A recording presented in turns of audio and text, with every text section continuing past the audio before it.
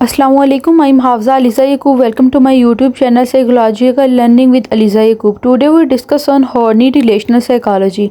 हम हॉर्नी को आज डिस्कस करेंगे। क्या उसने अपनी साइकोलॉजी से रिलेटेड क्या उसने इंट्रोड्यूस करवाया था, उसका मुताबिक जो है पर्सनैलिटी के अंदर जो रिलेशनल साइकोलॉजी है उसका क्या तल्लुक़ होता है। आज हम इसे डिटेल में डिस्कस करेंगे। Horney is widely regarded as the founder of feminine psychiatry. Horney ने जो थेरी इंट्रोड्यूस करवाई उसको फेमिन साइकेट्री या फेमिनिन थेरी भी कहा जाता है, which focus on the psychiatric treatment of women, जो कि साइकेट्रिक वुमेन के ट्रीटमेंट के ऊपर मबनी थी, फोकस कर रही थी और फेमिनिस्ट साइकोलॉजी के ऊपर फोकस कर रही थी।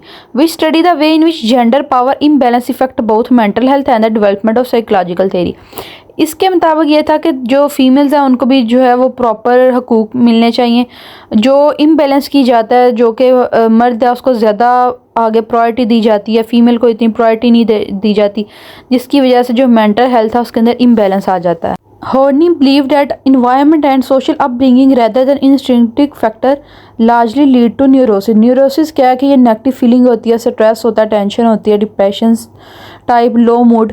और ये सिर्फ इस वजह से नहीं होता कि एक जो इंडिविजुअल है उसके इंस्टिंक्टिव फैक्टर हो, यानी कि इंटरनल उसका इस तरह इंटरनल के साथ जो है कि यानी अगर उसकी थिंकिंग इस तरह की हो रही है, अगर वो नेगेटिव सोच है उसकी वजह से उसे न्यूरोसिस का सामना है। लेकिन बहुत ज़्यादा इसके अंदर जो इफ़ेक्ट है वो इन्वायरमेंट का भी आता है। इसका कहना ये था कि लोगों को ना वार्म चाहिए होता है, यानी मोहब्बत चाहिए होती है, उन्हें एक सपोर्टिव इन्वायरमेंट चाहिए होता है, एक स्ट्रॉन्ग इंटरपर्सनल रिलेशनशिप जो है उन्हें चाहिए होता है, जो फिर उन्हें रियलाइज़ होता है कि जो रियल सेल्फ़ है वो क्या है। यानी कि हॉर्नी के मुताबिक जो एक इंडिविजुअल है उसको एक जो है वो सपोर्टिव इन्वायरमेंट चाहिए होता है, जिसके साथ वो उसको हेल्दी इन्वायरमेंट जब मिलता है तो एक इंडिविजुअल जो है उसकी मेंटल हेल्थ जो है वो सेटल होती है। और अगर उसको एक अच्छा इन्वायरमेंट नहीं मिलता जिससे उसकी मेंटल हेल्थ जो है वो इम्बैलेंस हो जाती है और उसकी पर्सनैलिटी के ऊपर इफेक्ट आता है। Horney theorized that people combat basic anxiety by adopting one of the fundamental style. यानी कि लोगों के जो है वो दूसरों से इंटरेक्शन के 3 फंडामेंटल स्टाइल होते हैं, जिसके साथ वो दूसरे के साथ इन्वायरमेंट के अंदर रिलेट कर रहे होते हैं। मूविंग टूवर्ड पीपल, लोगों की तरफ जाना, मूविंग अगेंस्ट पीपल, लोगों के अगेंस्ट जाना, खिलाफ जाना, और मूविंग अवे फ्राम पीपल, लोगों से दूर हो जाना। Why is Hordnian theory called feminine psychology?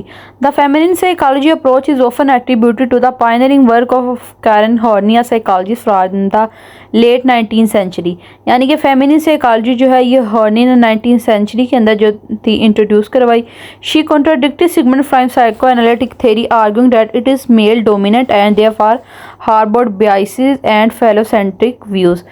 यानी कि ये सिगमंड फ्राइड से किस तरह जो थी इख्तलाफ करती थी कि सिगमंड फ्राइड जो था उसने कहा था कि जो मेल है वो डोमिनेंट है, लेकिन इसका कहना ये था कि मेल और फीमेल दोनों को बराबर जो है इक्वल राइट्स मिलने चाहिए ताकि उनकी पर्सनैलिटी जो है दोनों की अच्छी तरह ग्रूम हो सके।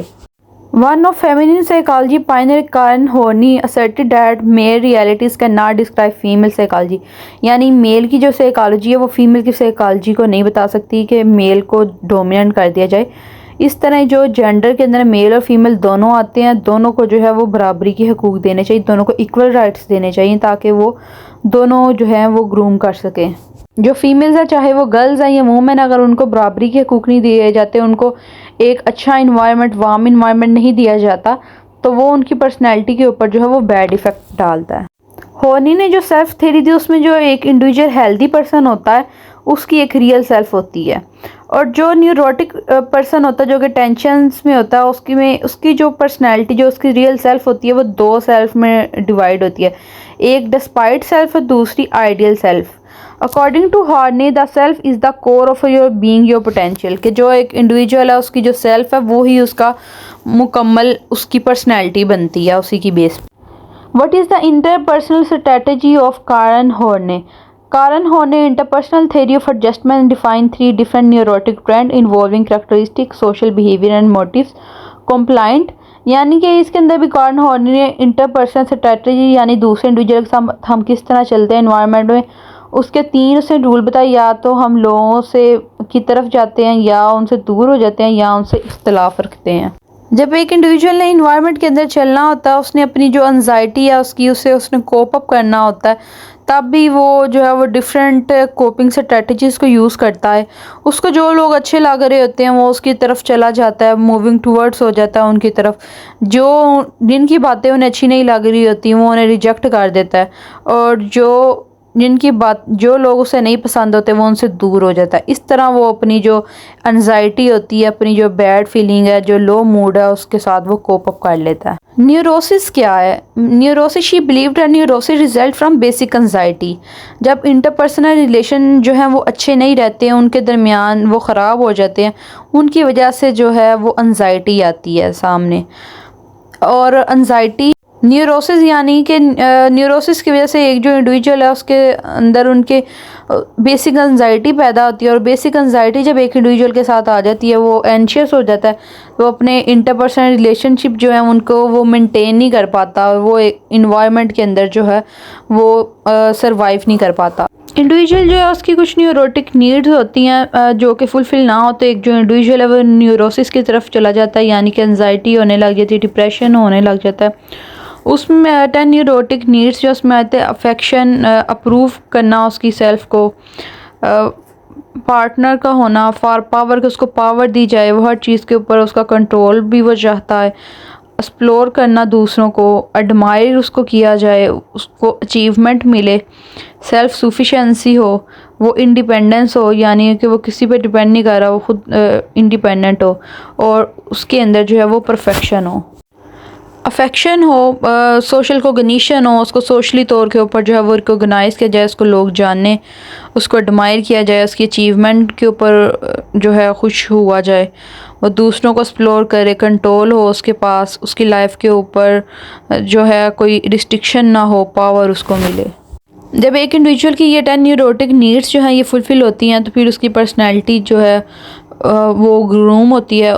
एक इंडिविजुअल की पर्सनैलिटी के अंदर जो है उसकी पर्सनैलिटी को बनने में इन जो 10 न्यूरोटिक नीड्स हैं इनका बहुत ज़्यादा अहम रोल होता है। For each of the 3 interpersonal needs including control and affection, people have different strength of desire to get that need met. यानी कि जो एक इंडिविजुअल है वो डिफरेंट मेथड्स को यूज़ करते हैं ताकि उनकी ये जो नीड है वो फुलफ़िल हो सके, उनकी जो डिज़ायर है वो पूरी हो सकें। नोइंग अबाउट इंटरपर्सनल नीड, जब एक इंडिविजुअल की ये नीड फुलफ़िल होते हैं, जो उसके साथ होता है वो मूविंग टुवर्ड्स हो जाता है उनकी तरफ, जो उसकी नीड को फुलफ़िल नहीं कर रहा था उससे इख्तलाफ भी वो करता है, उससे वो फॉरवर्ड भी चला जाता है, और उससे वो जो है वो किनारा कशी भी इख्तियार कर लेता है। For example, horny gives the example of the neurotic counter part of the basic human striving for affection. यानी कि हर एक जो इंसान है वो कोशिश करता है कि दूसरे लोग जो हैं वो उससे प्यार करें, वो उनसे लव चाहता है और उसके लिए वो कोशिश भी करता है। A wish for affection from other is meaningful only if there is affection for them, a feeling of having something in common with them।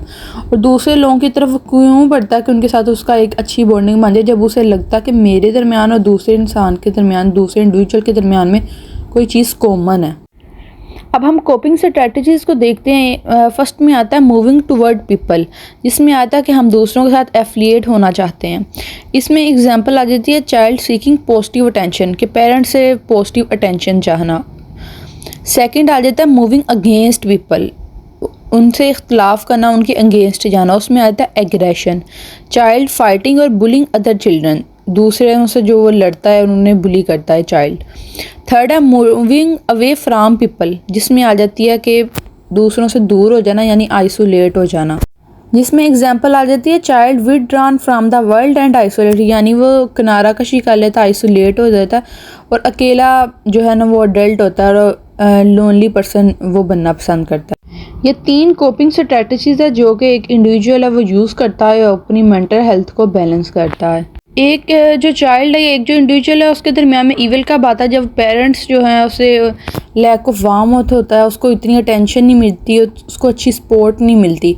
उसकी वजह से जो इंडिविजुअल है वो ख़ुद को अकेला अकेला रहना पसंद करने लग जाता है। और पेरेंट्स जो इंडिफरेंस करते हैं, यानी कुछ बच्चों के साथ ज़्यादा करते हैं, कुछ के साथ ज़्यादा नहीं करते, कुछ को ज़्यादा रिस्पेक्ट दी जाती है, ज़्यादा पावर अथॉरिटी दी जाती है, और कुछ चाइल्ड जो होते हैं उनको निगलेक्ट किया जाता है, अब्यूज़ किया जाता है। उसकी वजह से जो है एक जो चाइल्ड है, एक इंडिविजुअल है, उसके अंदर जो है वो बेसिक ईविल पैदा होता है। Basic hostility. Basic hostility is a psychological concept first describe by Karl Horney Horney describe it as aggression with a child develop as a result of basic evil. जब एक इंडिविजुअल जो है उसके साथ basic evil वो face करता है, यानी उसके पेरेंट्स उसको लैक ऑफ वार्म करते हैं, उसके दरम्यान में चिल्ड्रन के दरम्यान में इंडिफरेंस करते हैं, कुछ को ज़्यादा प्रायोरिटी कुछ को नहीं, तो उसके अंदर बेसिक ईविल पैदा होता है। और बेसिक ईविल से जो एक इंडिविजुअल है उसके अंदर बेसिक हॉस्टिलिटी अग्रेशन पैदा होता है कि मेरे साथ क्यों नहीं किया जा रहा, मुझे उतनी पावर अथॉरिटी क्यों नहीं दे जा रही, मेरे अंदर क्या कमी है, जिसकी वजह से उसके अंदर हॉस्टिलिटी हॉस्टाइल नेचर अग्रेशन जो है ना वो उसके अंदर बनता है, जो कि उसकी पर्सनैलिटी को ख़राब कर देता है। जब चाइल्ड के दरमियान में इंडिफरेंस किया जाता है, यानी मेल को अगर ज़्यादा प्रायोरिटी दी जा रही है जो बॉय है, और गर्ल को उतनी प्रायोरिटी नहीं दी जा रही, तो वो फिर भी लोनली फील करते हैं और उनके दरमियान में बेसिक एंजाइटी पैदा होती है। या अगर जो बेबी बॉय है या बॉय जो है उसको ज़्यादा प्रायोरिटी दे रहे हैं, गर्ल को नहीं दे रहे, तो गर्ल के अंदर भी ईविल आ सकता है और जो उसके अंदर भी हॉस्टिलिटी आ सकती है, और फिर वो बेसिक एंजाइटी की तरफ जो चाइल्ड है वो चले जाता है कि मेरे साथ ज़्यादा क्यों नहीं किया जा रहा, दूसरों के साथ ज़्यादा क्यों किया जा रहा है, और इस तरह वो इंटेंस स्टेज पे जाके हॉस्टाइल हो जाता है और सेपरेट रहना शुरू कर जाता है। जब चाइल्ड की जो तमाम नीड्स फुलफ़िल नहीं की जाती, उन्हें एक सेफ़्टी प्रोवाइड नहीं की जाती, यानी अगर कुछ पेरेंट्स हैं वो किसी चाइल्ड को सेफ़्टी प्रोवाइड कर रहे हैं, उसके साथ हर वक्त खड़े हैं और किसी के साथ इंडिफरेंस कर रहे हैं, या उनको सेटिस्फेक्शन नहीं मिल रही पेरेंट्स से, तो उनके दरमियान जो है उनके अंदर एंजाइटी पैदा होती है, जो कि वो न्यूरोसिस की तरफ चले जाते हैं। यानी सबसे पहले बेसिक ईविल आता है जो कि इंडिफरेंस की वजह से आता है, उसके बाद एक जो चाइल्ड है, जो एक इंडिविजुअल है, वो हॉस्टिलिटी की तरफ आता है, फिर उसके अंदर बेसिक एंजाइटी पैदा होती है, उसके लिए वो जो है दो डिफेंस जो है वो यूज़ करता है एंजाइटी के अगेन। एक नॉर्मल डिफेंस होता है जिसमें वो जाता है कि टूवर्ड्स पीपल जाता है, अगेंस्ट पीपल जाता है और अवे फ्राम पीपल जाता है, नॉर्मल वे के अंदर, जिसमें वो ठीक हो जाता है। और एक होता है न्यूरोसिस डिफेंस, जिसमें वो अग्रेसिव हो जाता है और जो है वो दूसरे इंडिविजुअल से इन्वायरमेंट से डिटैच्ड हो जाता है। Self theory horny believe that the self is the core of one being. एक जो इंडिविजुअल है उसकी जो सेल्फ है वो ही उसका रियल होता है। If one has an accurate conception of themselves they are free to realise their potential. जब एक इंडिविजुअल को अपनी सेल्फ के बारे में सब कुछ खुद से पता होता है, तो फिर उसे अपने पोटेंशियल के बारे में भी पता होता है। जो हेल्दी पर्सन होता है वो होता है जिसको अपनी रियल सेल्फ के बारे में पता हो, जो सेल्फ एक्चुअलाइज हो, जिसको पता हो कि उसने अपनी ज़िंदगी में क्या करना है या उसकी ज़िंदगी का क्या मकसद है। हॉर्नी ने एक ये टायरनी ऑफ द शुड जो है वो इंट्रोड्यूस करवाया, जिसमें उसका कहना था कि जो सेल्फ है उसको उसने दो सेल्फ में डिवाइड कर दिया, एक आइडियल सेल्फ और रियल सेल्फ। आइडियल सेल्फ क्या होती है कि जो इंडिविजुअल बनना चाह रहा होता है, जो उसे पसंद होता है कि मैं इस तरह का बनूं।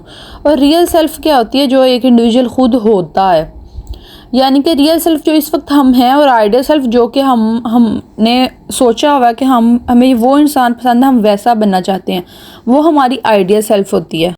How to overcome tyranny of the should? To overcome the tyranny of should, deliberate violate your own rule for yourself, because only by observing the shoulds, which is your ideal self, and finding the real self, observe and violate the ideal self rules in order to bring up the real self. हम इसके ऊपर overcome इस तरह horny के मुताबिक पा सकते हैं कि बजाय हम आइडियल लोग जो हैं उनको एडमायर करें, उनके मुताबिक ख़ुद को डालना चाहे, उनके पीछे जाएं, इसके उन जो हमने रूल सेट किए हुए हैं उनको देख के हम वैसा बनना चाहते हैं, उससे कि हम अपनी ज़ात के ऊपर वर्क करें, हम सेल्फ एक्चुअलाइज हों, हम अपनी रियल सेल्फ के ऊपर वर्क करें ताकि वो हमारी आइडियल सेल्फ बन सके।